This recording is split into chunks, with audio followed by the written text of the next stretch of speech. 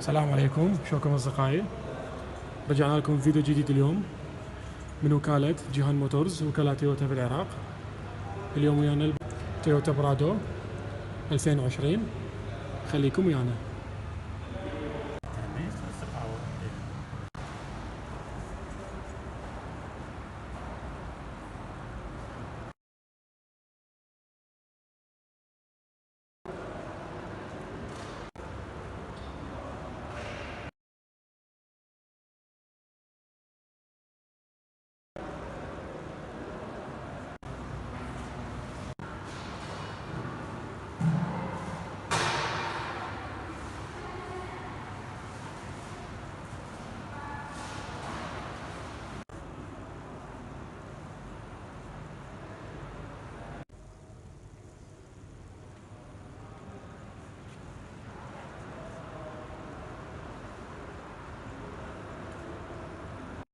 أصدقائي، هذا شكل السيارة من الأمام.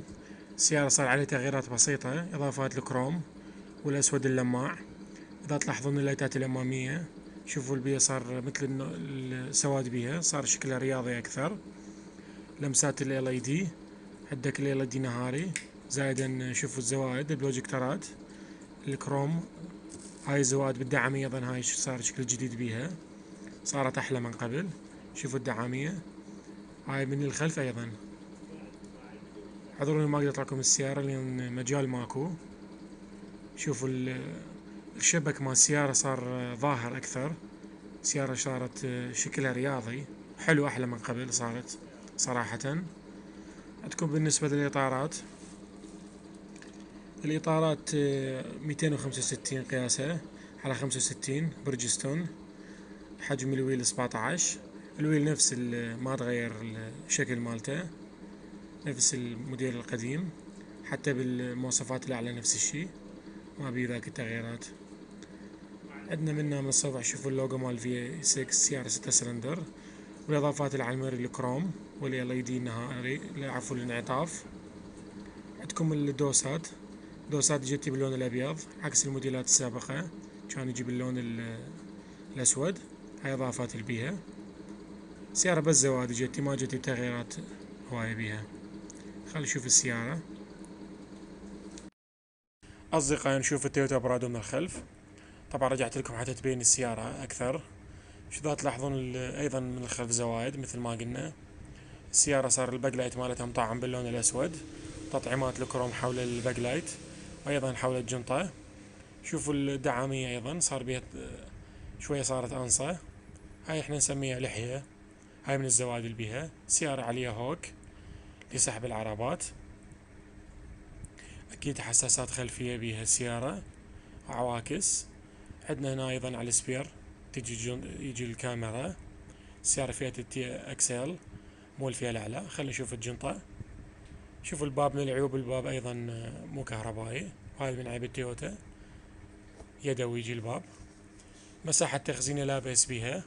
بالنسبة للسيارة فاتحة 3 صفوف، نقدر نطويها حتى نحصل مساحة تخزين أعلى بها. وأيضا منها تقدر تقفلها كامل السيارة. هاي مميزات تويوتا برادو من الخلف. نشوف السيارة بالداخل. ايضا يجي لونين داخل، بيجي شوف تطعيمات الكروم الغير لماع. عندك هنا تحكمات بالجنب. شوف هذا اول اوتو، يعني كله اوتو. عندك هنا مخازن ايضا، سماعات. المقاعد تجي وضعيتين،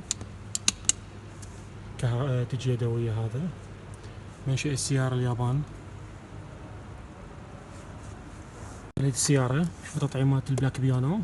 هاي التحكمات بالمري الكهربائية. هاي الأضواء الضبابية. عندك تحكمات الستيرن، تحكمات الكروس كنترول بالشاشة الوسطية الصغيرة.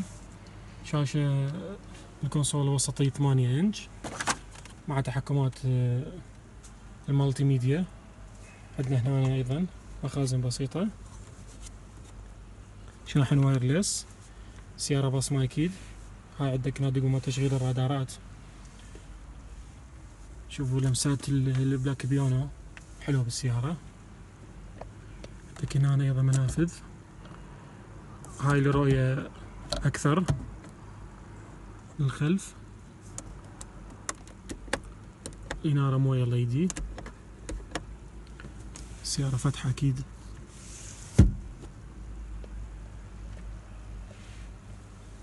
عندنا هنا مخازن، هاي تغير بالدفلوج، تحكمات بالدبل والدفع، هاي التراكشن، هاي نظام النزول من المنحدرات بيها. هذا مخزن بسيط حامل أكواب أيضا. عندك هذا المقبض الجير، شوف تطعيمات البلوك بيونو. هاي منافذ طاقة 12 فولت 120 واط، وهذا USB و IOX. هذا أكيد براد لتبريد، وهذا الحلو بالبرادو.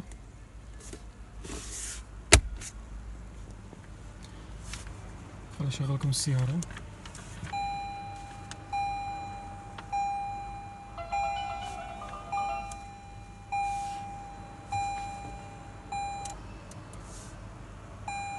هاي الشاشة الوسطية تقريبا 3 إنش.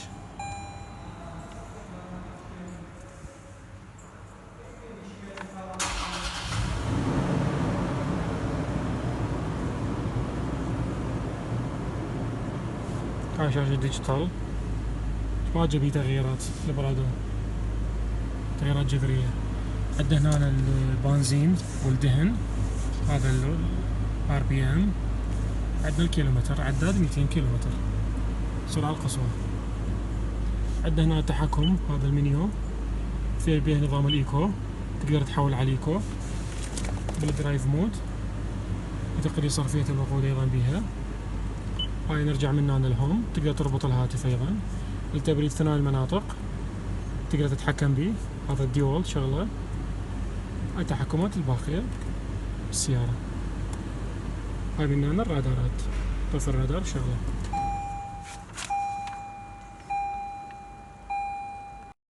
محرك السيارة 6 سلندر 4000 سي سي، يولد 271 حصان، ناقل الحركة من 6 سرعات.